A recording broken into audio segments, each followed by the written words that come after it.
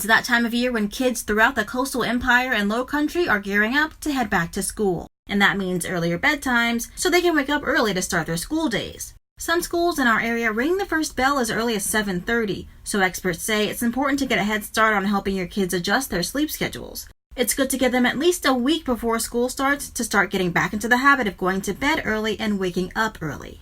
If kids don't get enough sleep, it can lead to problems with their health and in the classroom. Sleep is so important.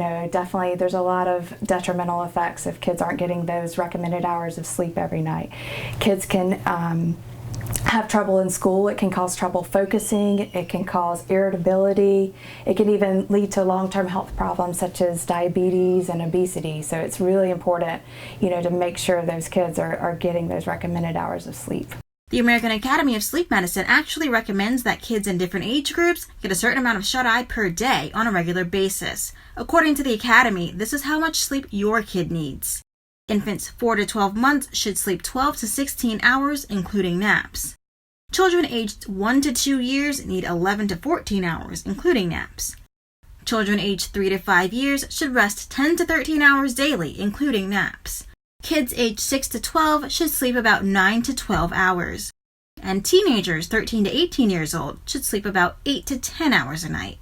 Getting your kids on a back-to-school sleep schedule seems pretty difficult, but there's actually a few simple tips you can keep in mind. So first and foremost, consistency is key. So definitely develop, a bedtime routine where you do the same things at the same time in the same order every night. We definitely recommend if they can take a bath at night, that warm water will definitely help, relax them. And then maybe read a book, brush their teeth, and then lights out. We definitely want to make sure you have a perfect sleep environment as much as possible.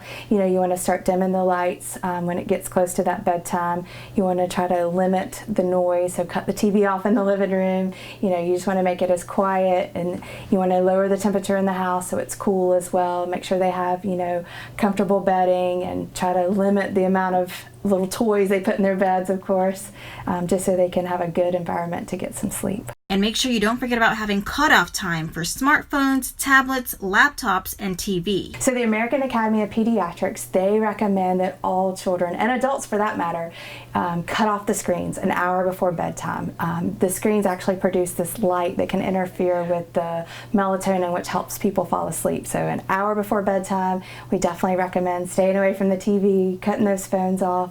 We actually recommend putting them all in a central charging location so they're not even in the room with the children, just so they're not tempted, of course. Gheesling says if your child is having trouble dozing off, or they tend to wake up often at night or snore, talk to your pediatrician.